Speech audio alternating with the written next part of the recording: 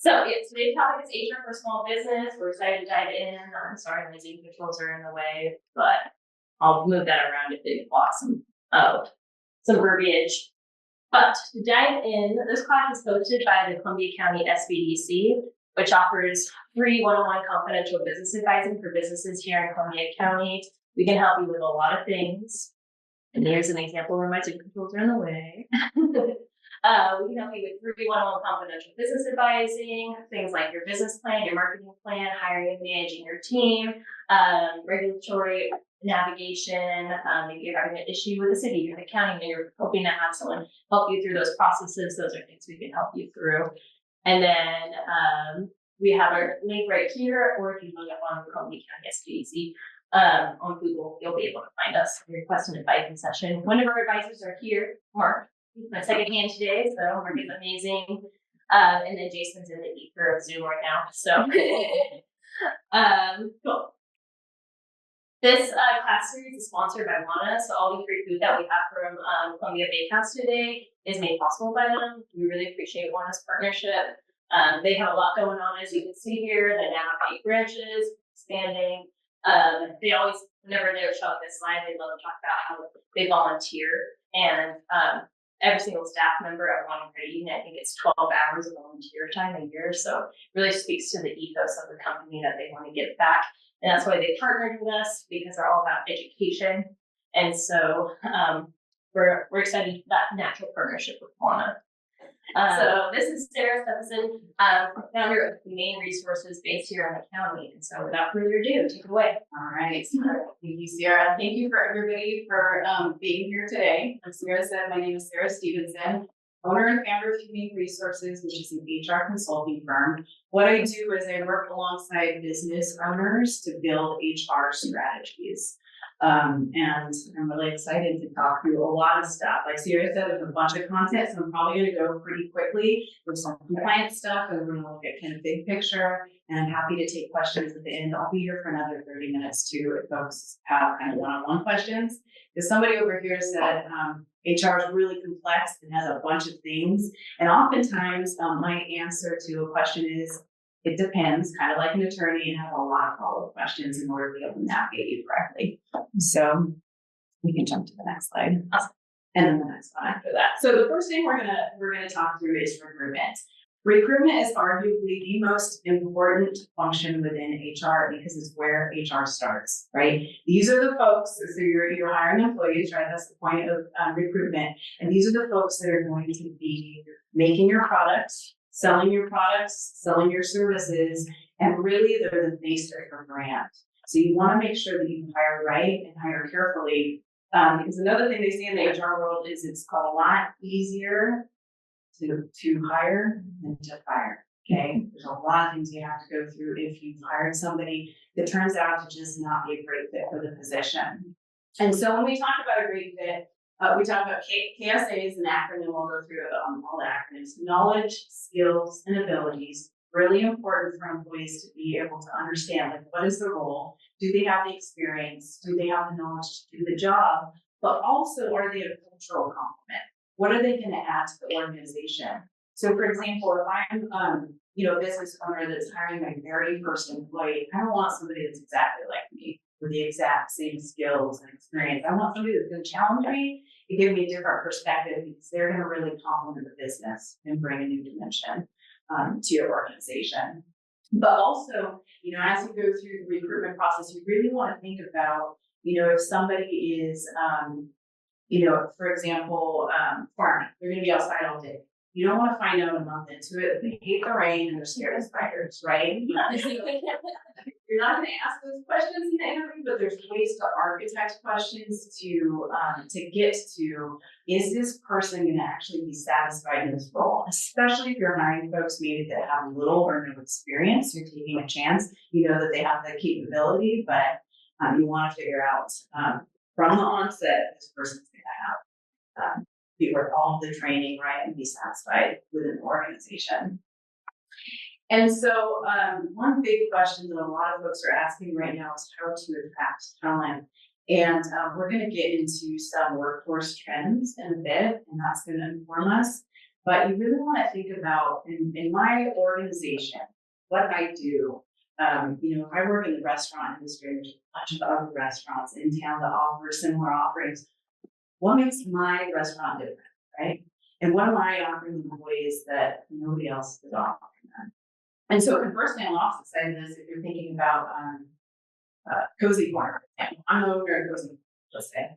And I'm losing folks to the Plymouth down the road. Why am I losing folks? Why are they all going to the Plymouth?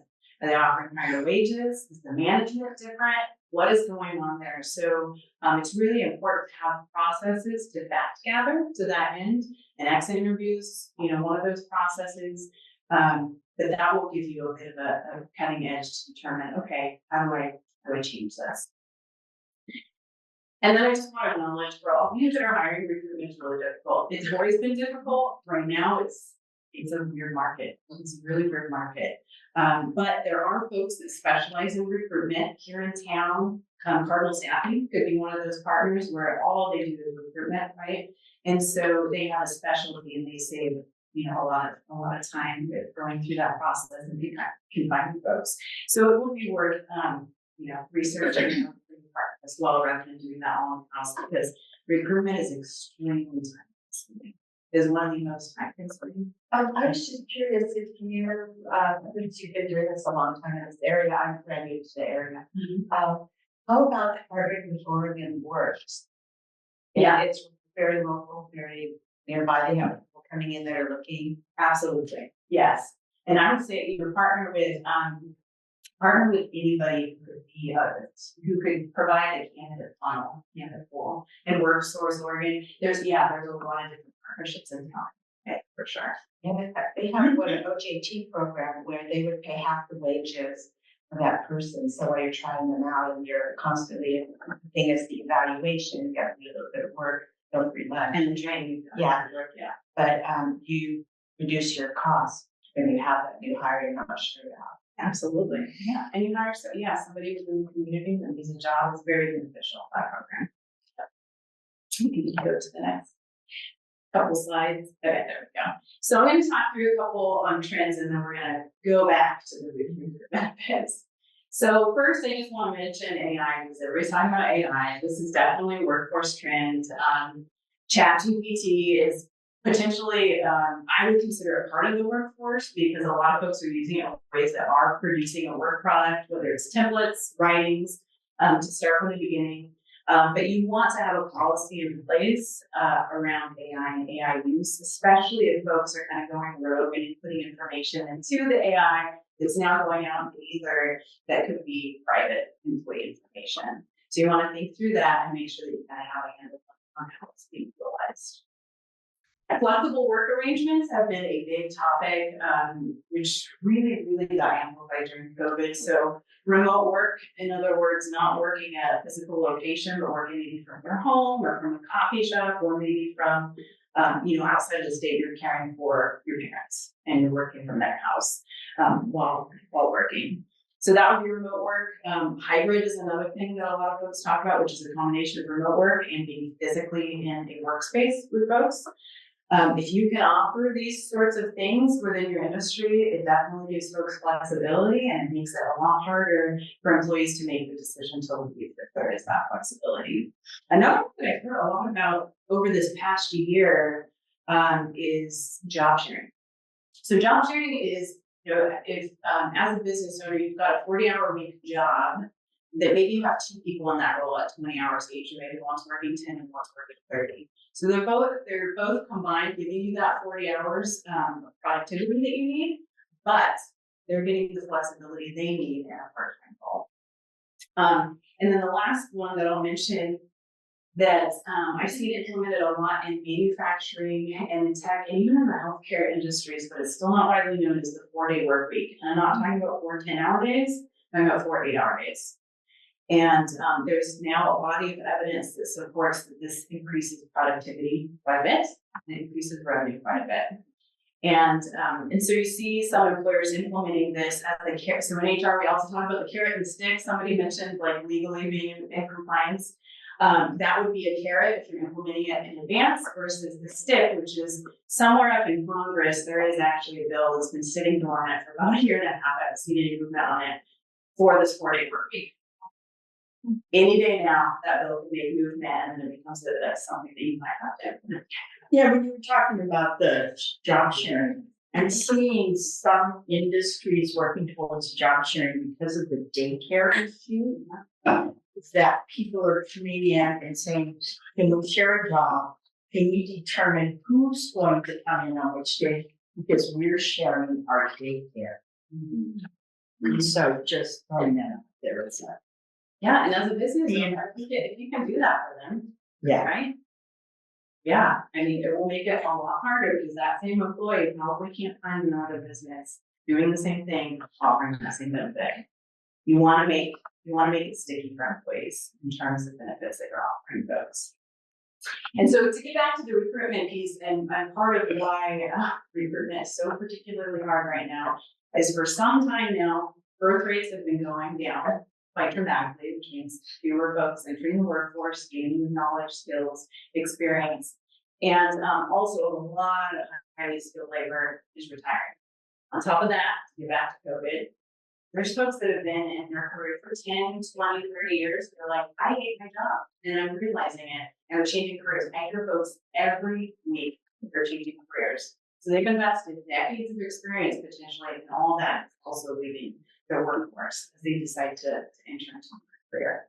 So all these are kind of agitating factors, but it also highlights, because employees have ample opportunities right now, what are we going to do, right, as an employer to offer like the job sharing benefit to cover daycare and childcare, which we know are real issues for folks. And I can do this one too, so we can probably switch to the next piece. So this all goes into the hill I die on, which is building a strong organizational culture. Okay, this is near and dear to my heart. This is the most passionate thing that I speak about and none in my career is building really high functioning work cultures. Very important. So what is a work culture? An organizational culture is a set of shared values and behaviors. So if you think about like within your family, there's certain values and behaviors that you have in your immediate family, maybe go to Thanksgiving, that changes a bit with the extended family, maybe you're on a sports team or go to church. All of those are communities of individuals with different shared values and behaviors. And the workplace is no different. So you want to make sure that you're defining for your organization, what are the values that you want to report and behaviors that you want to report. And then you want to have a clear understanding of the organizational goals. This is both short-term and long-term. And the purpose of this is so you can really communicate with employees the effectiveness of their job on a day-to-day basis and how they're contributing to that goal. And bonus points, if you're tying that into some sort of compensation incentive. So they are really motivated and they're thinking like an owner as well about, okay, here's the goal for this year is, X growth. And I'm a part of it. I know my piece is this, XYZ thing. And that's tied to whatever, $2,000, whatever it is. Okay. And then the other things to think about are your mission and vision as an organization. Your mission is really what makes you stand out, I said, compared to others that are in similar organizations as a business. And then your vision is more like the why are you doing what you're doing, and where are you going down in the next few years. And a vision I always think about. Apple, kind of one of those like big visions is changing the status quo. The icon, right? Changing the status quo. So kind of a big picture, and yet you can see how certainly that one has changed all of our lives and the way we operate, right? So that's kind of big picture, but you want to define your values, your mission, and your vision, and you want to make sure that you're weaving this into everything you do as an organization. Go to the next slide. So some pillars, in my experience, of a good work culture are open communication, meaning as you're making organizational changes and decisions that affect real people's lives, which are your employees, that you're getting input from them. And especially if you're making So I'll give you an example of somebody I recently talked to that a system was implemented. They happen to be a therapist and work for a non-for-profit. Decided to make a system implementation change. They being for upper management, but didn't tell any of the therapists. And there's very wide-reaching implications for A, how they do their job on a day-to-day basis, but also B, that now there's this database full of therapeutic notes out there, and nobody communicated it to the patients. These frontline workers that are the therapists that do the work every day could inform that decision, right? So communication is really important, and not making the mistake of thinking that hiding information out of fear is going to work. Because in the absence of information, all of us tell ourselves stories. Usually they're much worse than reality. So you want to be open and communicative. The ability for employees to make mistakes and learn. So if you want growth in your organization and longevity, it's really important to build a sense of safety so employees can complete what I call like a stretch goal. So something that may be a little bit outside of their comfort zone, but you know they have the ability to do, and this is going to allow them to grow in their role. And they may make a mistake during that process, and it's really important that they feel safe doing that, because once they make a mistake, they're going to grow. So I'm not talking about making the same mistake repeatedly. I'm talking about making a mistake and then course correcting. You as the manager, or if you're managing a management team, are coaching them about, okay, here's where it kind of went sideways. Talk about that process.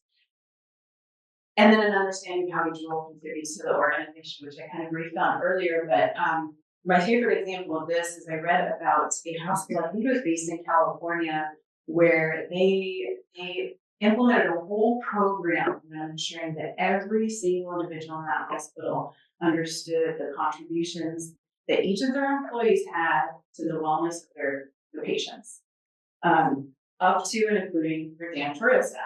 And one of the things they did was they made sure that those janitors were interfacing with the patients directly an hour per week. All right, so they could see the patient in their environment, and also really weave in, okay, how the cleanliness of the environment affects patient health and satisfaction. So that's one example, but you want to make sure that every one of your employees understands, especially if they're in more of an isolated potentially role, how their contributions affect the end users. Move on to the next one. And this all starts with recruitment and hiring. I mean, your first point, a lot of employers take a job out. What's leaving? Yeah. Oh, a job ad out there. But when you put that job ad out there, in the newspaper, online, wherever it's posted, that is your first point of contact with potential employees, right? So it needs to say a little bit of something about your company and your values and your mission, because that's where it starts. And then how do you welcome folks into the organization? I used to work with a CEO that would write a handwritten note to every single person that joined on their first day. Thank you for choosing us. We're so glad to have you. Welcome. And I just heard from one of the employees the other day from that organization. It was like, I still remember that note. I still remember the impact it had. Low cost, right? Pretty easy. Does not a lot of time. High impact. And then thorough training. And I can't drive this home enough, but thorough training is really important. This is a dying art. It's a lot more common for folks to enter an organization and kind of be thrown into it. Sinker's swim. And you can ask this person, where the bathroom is, or where to get pens, if you need pens. But having a thorough training plan is really important, because it's going to get folks up to speed much quicker, up to productivity, and it makes them feel confident in what they're doing. Let me go to the next slide. And so all of this employee culture feeds into employee satisfaction daily. So employee satisfaction is really, really important. It increases your revenue, it decreases costs. These are some of the high level bullets. And also, I'll make a big statement. So we're going to talk about regulatory compliance and kind of some of the nitty gritty within the HR world, which is that stick.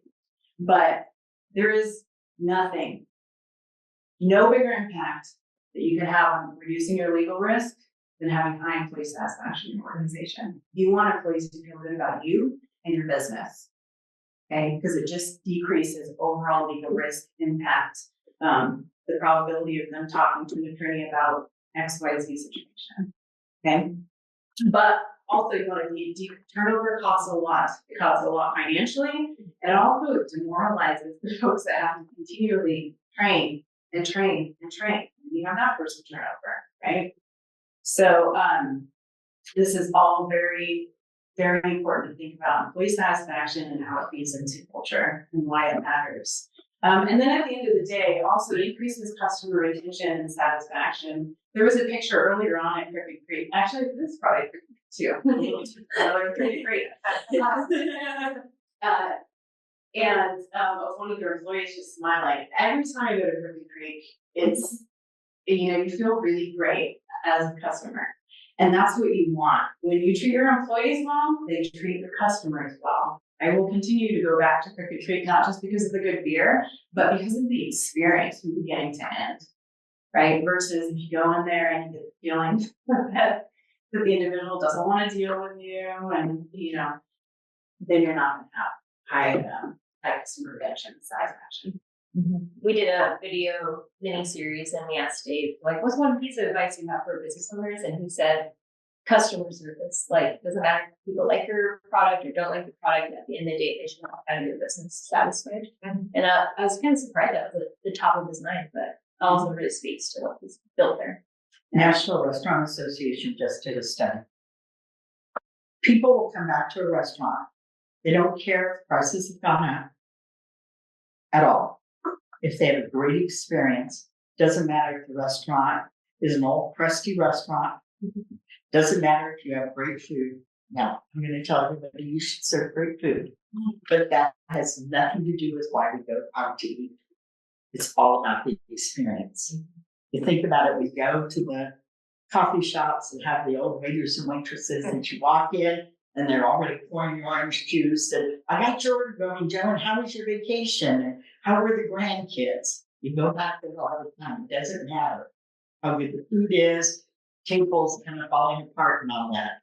Or you go into Crooked Creek because everybody's friendly to you and you have a great time.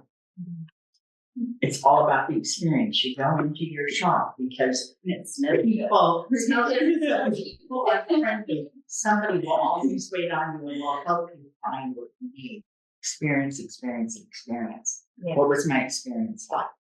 Yeah. And it really trickles through. Good employee experience equates to a good customer service experience. Yeah. And we have about 5 minutes, just to let you know on time. Perfect.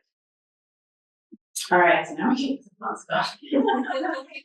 Regulatory and compliance in Oregon, and I'm focusing strictly on Oregon for the most part.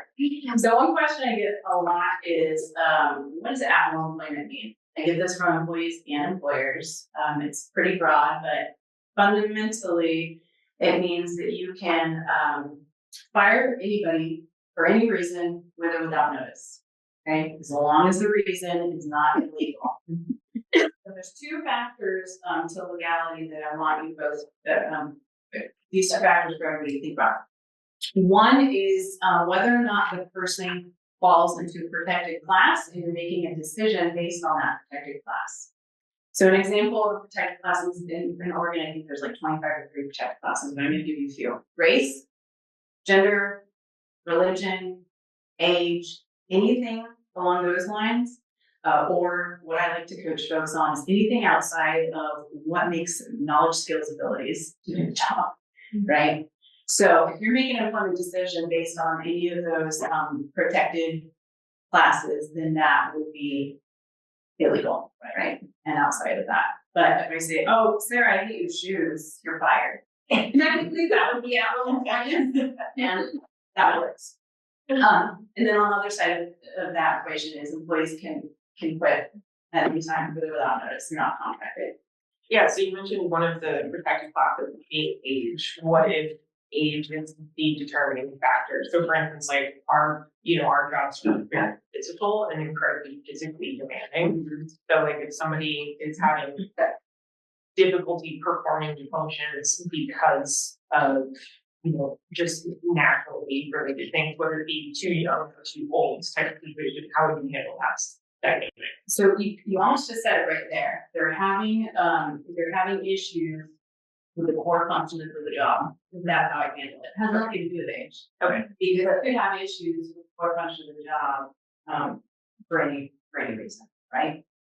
But you would also have to make sure that you didn't go through the ADA compliance portion, because if because of age, it's considered a disability, possibly, that they have arthritis because of their age. And now they can't The biggest lift as much. Right. So like in our situation, the bigger problem that we run into is them being too young than necessarily too old. So for instance, like we have farm and we have planting. So we're dealing with a lot of teenagers or people that are in college or things along those lines.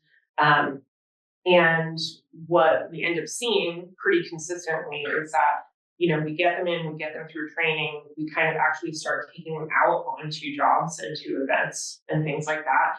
And they can't comprehend that they have to drink water and they can't drink energy drinks all day kind of situation. So like we've run into some of those types of problems where like, hey, we've scheduled these breaks. It's up to you to, like, I can't force you to drink the water, right? But you still have to do the thing. And if you continue to not do the thing, then we're going to have to let you go, right? And we've run into some negative backlash from that. Again, not necessarily with the people, but with more often the parents of them saying, well, you can't do that. You can't fire them because of X, Y, and Z type of situation. So it's become a little bit of a. Did they do the job, or are you firing them because they weren't drinking water? Well, perfect example, we had somebody pass out because they didn't take a water break. And we said, hey, you're now participating in creating an unsafe work environment. We're going to have to let you go, right? But that person was also 18 and living at home with their parents, and their parents immediately turned around and said, well, why did you fire my kid? And that's more often the dynamic that we're working with. Yeah. I don't want to raffle on this, but because I know we have a lot to still cover, but it might be looking at the process, the pre-processes that you have outlined, so the person is prepared and very aware. So it goes back to when you said the training part, how we train, we just shove you there for training. So you might, might have to take a little bit more time with that training, maybe a little bit more intensive, and then study out the process, because I think a lot of you have these people that are young, they don't know, and you're their first job. Yes. So that they're coming to. So because I know we have that issue with cooks in the kitchen, and we just say, no, you're sitting down. Well, right. It's a 10-minute break. You have to sit down. Right, because we have a lot to cover. Yeah. But I love all the points that we're making, and things are sticking. I love it. So we'll continue. Okay. So at one point, so we're good with the okay. So another thing to be aware of that you need to do for all your employees is have an employee file. Okay. This could be electronic or it could be a hard copy. You have to keep it for at least 60 days after the date of termination. That's at least, so that's an Oregon state law. Alright. Just an HR person, I like to keep them for at least 3 years. Or forever. I'm allowed to.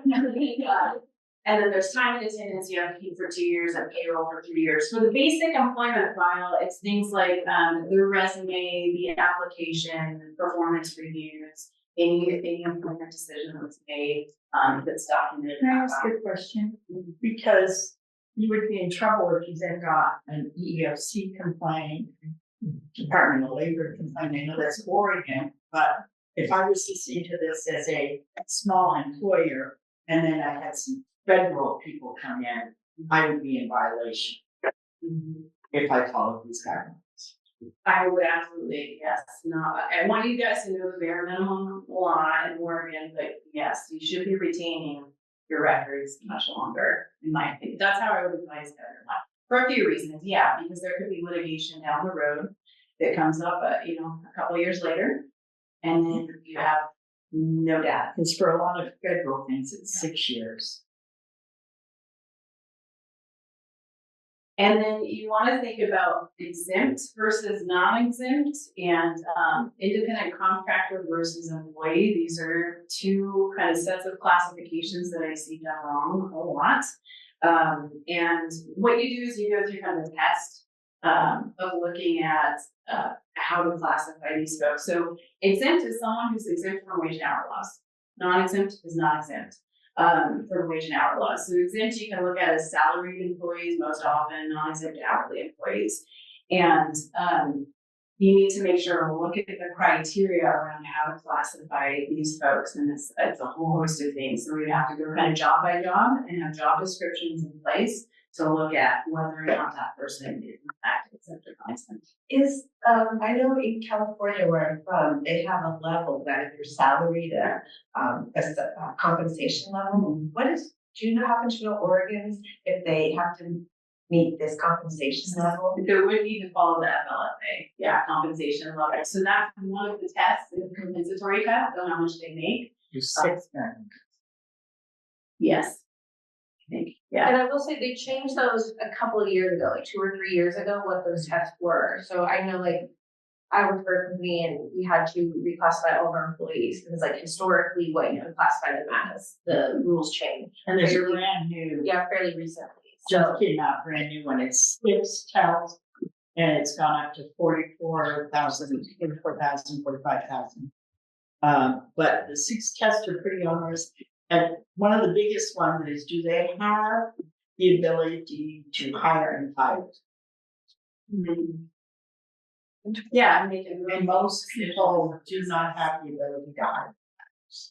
And they have to be a supervisory employee unless they meet the exempt category of a highly paid professional, and that's like $110,000 or more per year. So most employees do not fall under exempt unless they're a highly paid professional. Yeah, you've got to look at each of those tests. Right, and then the other one is independent contractor versus employee. So this is the difference between if you're paying a 1099 or if you're paying them as a W-2. And this also is like I don't know if I call it a test, but a list of things you need to consider how you're treating them. At a high level, an independent contractor, you're basically saying, this is the job I want done, this is how much I'm paying for it, this is what I want done, and you're going to be using your own tools to do that job. Versus an employee, you can direct the work and have a lot more say in the flow, even on a day-to-day basis. So the biggest issue that the independent contractor rule that the Department of Labor comes after you for is if you're telling them where they need to be, when they need to be there, how they can get it done. So a lot of people will classify an employee is at their website and they're saying, you have to be here from such and such time on these days, but they're paying them as a 1099 employee, which then gets you in trouble with the Department of Labor. well, yeah, and the way this gets both sides of the equation in trouble, right? Because it's a totally different tax structure. So if you have somebody taxed as a 1099, and then they come in and say, well, actually, this person's an employee, they're in a whole world of hurt trying to figure out that tax situation too. Exempt versus non-exempt, what can happen is you can lose the ability to have exempt status throughout that work group or if you're a really small employer throughout the business. And you might owe back wages for all of the breaks that weren't paid for and all overtime and whatnot. So those are some things to consider. And then there's required labor posters that you need to have. They're highly visible to all employees. A lot of employers put this in their break area. There's 15, 20 different posters in Oregon alone, but Oregon has an all-in-one poster that puts all of those posters in one. So you just need to make sure, again, to the point of the laws are changing all the time, that you're updating the posters accordingly every time, like minimum wage changes. What did you for remote? Yeah, what I've done in the past is I've linked to the posters from an HR system that everybody has access to, and everybody's in to look at the handbook or their pay records and all that.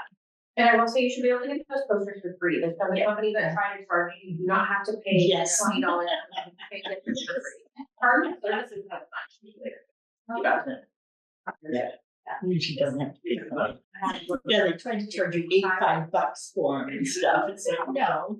Okay, so I just want to talk about minimum wage very, very briefly. In the state of Oregon, we have 3 different minimum wages, depending on if you're in an urban area, or if you're in Northern Metro, which is this highest one, around 16, well, and the others are standard. This changes almost annually right now as well. And so it's decided, it's based on the CPI, inflation based on the CPI, and it's rolled out July 1st of every year, those changes. Is it based on where the company is based, or is it based on where the employee lives? Where the employee is doing the majority of their work. Yeah. So, and a lot of these things are, they go around the 50% rule if an employee is working in multiple work locations. But I, as a general rule, I always err on the side of caution. If you can afford that. So, okay. 10 minutes away from that. Oh my gosh. Okay, so we're gonna keep moving. So payroll compliance. So I mentioned minimum wage and non-exempt, being non-exempt from hourly. One thing you need to think about is you need to pay time and a half or overtime for any hour work over 40 in a work week for employees. So if you're paying somebody $18 an hour, they've worked 41 hours throughout that week, you're paying $18 for the 40 hours and then $27 for that extra hour. The caveat being if they work in a manufacturing environment, the rules are slightly different and it's over 10 hours in a day. Needs to be that calculus. The other thing that I want everybody to be aware of, because it falls under any employer with 1 or more employees, is that you need to be aware of the equal pay laws. This was rolled out between 3 and 5 years ago, I want to say. Sometimes my mind gets muddy because we talk about it a lot and we worry about it a lot before it ever actually goes into passage. But what this states is there's a lot of things within equal pay. But we need to make sure is that you have an equal pay analysis that you conduct and that you document. What that means is you're looking at the job requirements as they fall into comparable characters. So some of us might be used to, okay, my my restaurant cooks, they're all going to get paid this, and then my service staff are all going to get paid this. If there is work of comparable character, you need to put them in those buckets. What this means, comparable character, means basically it takes the same amount of education, the same amount of skill, the same certifications, that kind of same level. So this is a totally different way of looking at compensation.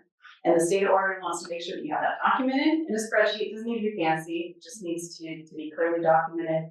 And it needs to be considered every 3 years. So you need to document that you have evaluated it every 3 years. Awesome. And many No, we're gonna employers. hold comments and questions so we can get to the last slides. So hold on to your questions till the end. Okay, paid leave ordinance. So this is our last topic too.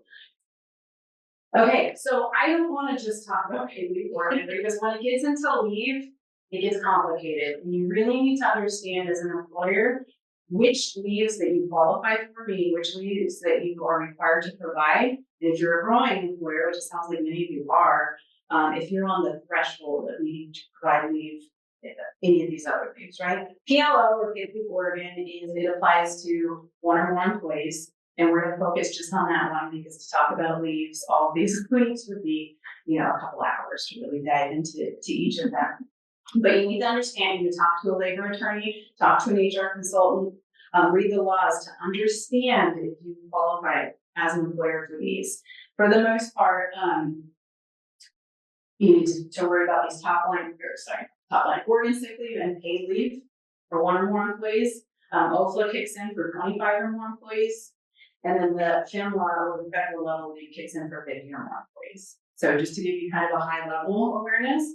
And then some things on the outskirts. I think you mentioned the ADA. Workers' compensation and the ADA are also 2 things to become familiar with that can weave within these leaves. Because all of these are different buckets of payouts and different tracking as an employer. But you do need to make sure that you are tracking when an employee is taking protected work leave. Okay, so we'll jump into. Now I'll just jump in and focus only on paid leave ordinance. Okay. What is the purpose of paid leave? Some of the top 3 purposes are to protect the employee's job when they're taking leave for a serious health condition or any of the types that we'll talk about below. Protection against retaliation, so when they come back from the leave, that they're not being demoted, or that their salary is getting cut, or that they're being moved into a different work area, or that they're being treated differently, right? So it's protection against retaliation, and it's supplemental pay. Okay, so employees pay into this bucket let's try to break this down. So it's 1% of the employee's salary, okay, that's paid into this bucket. 60% is covered by the employee, and for the employer, they're covering 40%. But this is only for employers 25 or more that the employer has to make a contribution. You still have to make sure that the employee's contribution is remitted to the state, okay, for payment, regardless. If you have one or more employee, okay? And then the types of leave it covers are serious health conditions for the employee or their family, welcoming a new child in the house, safety leaves for domestic violence, harassment, or extended pregnancy leaves. And oftentimes I get asked, Sarah, is this a serious health condition? And I cannot answer this. You cannot answer this. There's a very specific process to go through, which requires a medical certification. The employee's physician needs to answer the question. Okay, move on to the next one. So these are kind of some high-level things to think about in terms of who's covered and how it's covered. Are we sharing the slides out?